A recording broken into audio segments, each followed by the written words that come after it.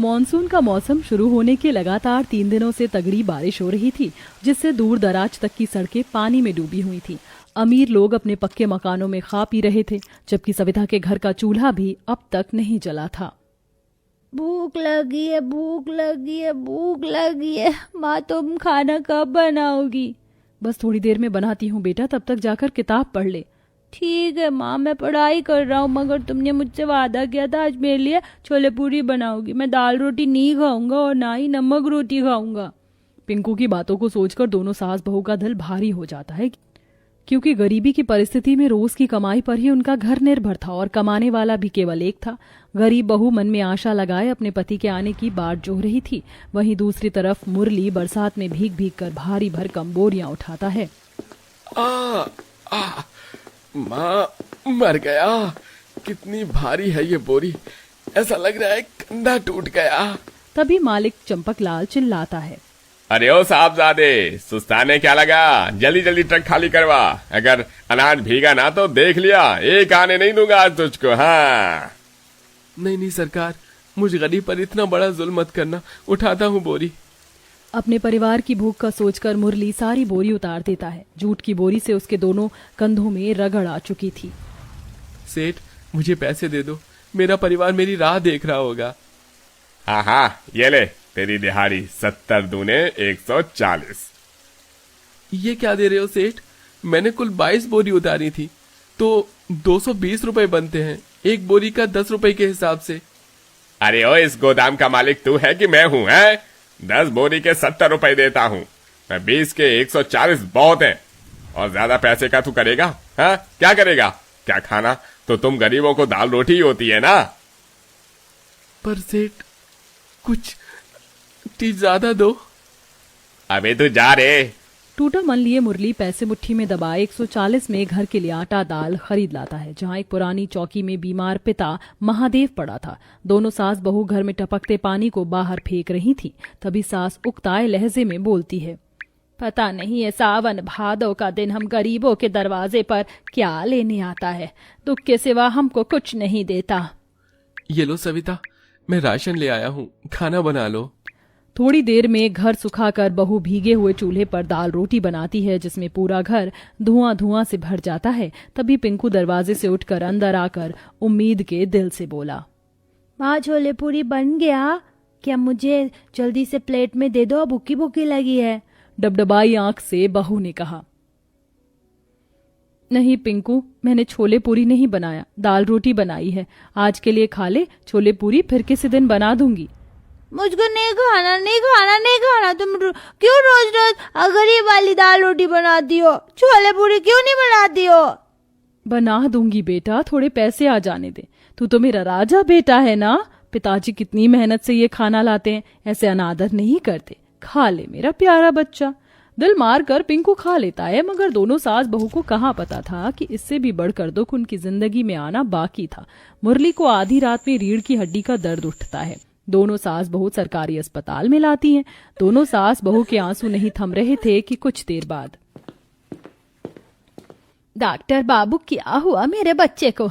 आप कुछ बोलते क्यों नहीं? मेरा बच्चा ठीक हो जाएगा। देखिए माँ जी, ज्यादा भारी भरकम वजन उठाने की वजह से आपके बेटे की रीढ़ की हड्डी गल गई है।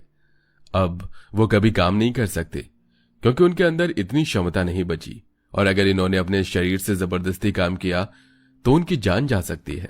बचे कुछ अनाज से एक दिन के खाने का गुजारा होता है, लेकिन अब उनके खाने के भी लाले पड़ जाते हैं। तभी पड़ोसन सुगंधा बोरी ओढ़े बारिश में उनके द्वार पर आती है।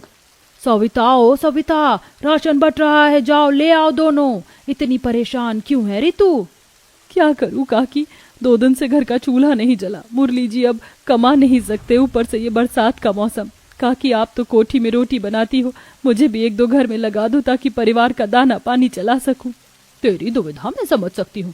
अरे मैं तो एक अकेली हूँ, इसलिए कोठी में रोटी बनाती हूँ, मगर तुम दोनों सास बहू तो 2 हो, ढंग का खाना पीना बनाना भी जानती हो। कुछ खाने पीने की रेडी लगा लो, अच्छा चलेगा, बारिश का मौसम है।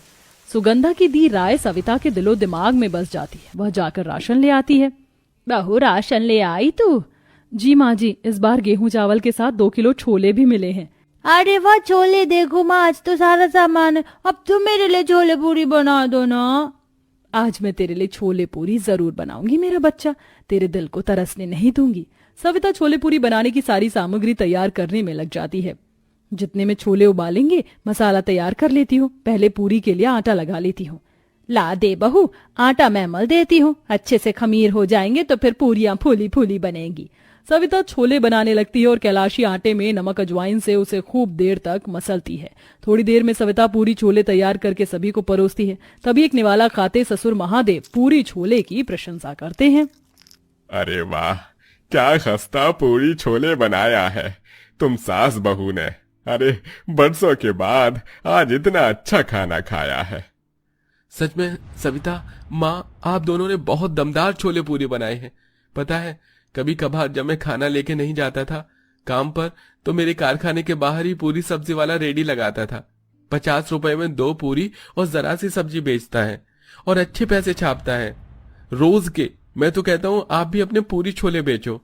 अच्छा बहू चल तू भी खा ले, पेट से है, इतनी देर तक तेरा भूखा रहना अच्छा नहीं।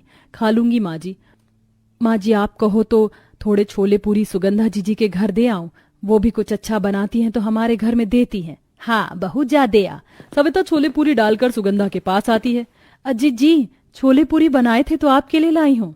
आजा आजा, पकौड़े बना रही हूँ, बारिशों का मौसम है, चाय पकौड़ी खाकर जाना। अरे वाह क्या बढ़िया खुशबू आ रही है तेरे छोले पूरी में से। ऐसा कहते हुए सुगंधा पूरी छोले खाने पर टूट पड़ती है। अरे वाह वाह वाह, क्या गजब के छोले पूरी बनाती है तू तो सविता, ऐसे स्वाद के आगे तो होटल फेल है। मैं तो कहती हूँ तुम दोनों सास बहू छोले पूरी बनाकर बेचो, तगड़ी कमाई करोगी। कब तक ऐसे हाथ पर हाथ रखे बैठोगी। सविता घर आकर सास से बात करती है। सुझाव तो अच्छा है पर बहू अभी तो तू पेट से, और बारिशों का मौसम है। वही तो माँ जी, एक ठंड और दूसरे बरसात के मौसम में ही तो लोग ये पूरी कचौरी वगैरह खाना पसंद करते। क्या पता इस काम से हम आगे बढ़ जाए और हमारी गरीबी दूर हो जाए। मगर पैसे कहाँ से लाएंगे। माँ जी ये गहने गिरवी रखकर पैसे ले आइए, मुझे इसकी जरूरत नहीं। कैलाशी बोझिल मन से बहू के गहने गिरवी रखकर पैसे ले आती है, जिससे दोनों गरीब सास बहू छोले पूरी बनाने की सारी सामग्री इकट्ठा करते हैं और अगले रोज तड़के सुबह से बनाने में लग जाती हैं। तभी मौसम खराब हो जाता है और झमाझम तूफानी बारिश शुरू हो जाती है। हे भगवान, इंद्र देवता को भी अभी ही बरसना था। बहू इतनी बारिश में हम छोले पूरी बेचने कैसे जाएंगे, सारा सामान भीग जाएगा। तभी सविता रोड पर से कई सारे आते जाते ठेले वालों को गुजरती है, जिन्होंने पन्नी से सामान ढका हुआ था। माँ जी आज अगर हम इस तूफान बारिश से डरकर घर में रुक गए तो बहुत नुकसान होगा। सविता बड़ी सी पन्नी से ठेला ढक लेती है और दोनों कच्चे टूटे फूटे रास्ते से बारिश में भीगते हुए ठेला खींचकर बाजार में ले आती है। उस बारिश में भी बाजार में खाने पीने के लिए लोगों की काफी ज्यादा भीड़ जमी थी।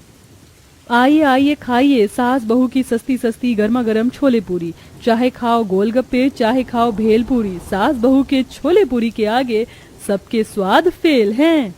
सभी लोग गरीब बहू के बुलाने के अंदाज से लुभाते चले आते हैं, जहाँ छोले की कढ़ाई से उड़ती खुशबू और कैलाशी गरम गरम पूरी तल रही थी, जिसे देखकर ग्राहकों की जीभ में से पानी आने लगती है।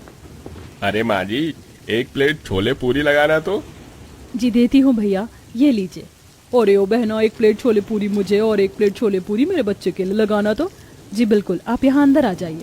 सविता ने ग्राहक के बैठकर खाने के लिए अपने जुगाड़ से पेड़ों के सहारे तिरपाल टांग कर व्यवस्था की होती है, जहाँ लोग तसल्ली से बैठकर खाते हैं।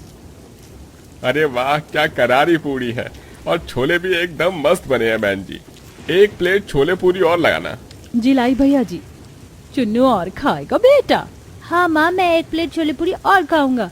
आते जाते राहगीर भी छोले पूरी की खुशबू से खाने आ जाते हैं और भीड़ बढ़ जाती है, जिससे पहले ही दिन उनकी अच्छी बिक्री होती है। पहले ही दिन की लागत हटाकर हमने 1500 रुपए का मुनाफा कमाया है छोले पूरी में, तभी तो अपना बिजनेस होता है। हाँ माँ जी, कल से और ज्यादा मात्रा में छोले पूरी बनाएंगे। प्रतिदिन के साथ सास बहू के छोले पूरी बारिश के मौसम में खाने वालों की पहली पसंद बन जाती है, जिससे उन्हें अच्छा खासा मुनाफा होने लगता है। हालांकि कई बार मूसलाधार की बारिश उनकी मुसीबत भी बढ़ा देती है, मगर कुछ पाने के लिए कुछ खोना तो पड़ता ही है। कमाई बढ़ने के बाद दोनों सास बहू जगह बढ़ा लेती हैं और दुकान ले लेती हैं, जहां वह सास बहू के स्पेशल छोले पूरी के नाम से बोर्ड भी लगा देती हैं, जहां बरसात के मौसम में लोग अपने बाल परिवारों के साथ छोले पूरी खाने आते हैं।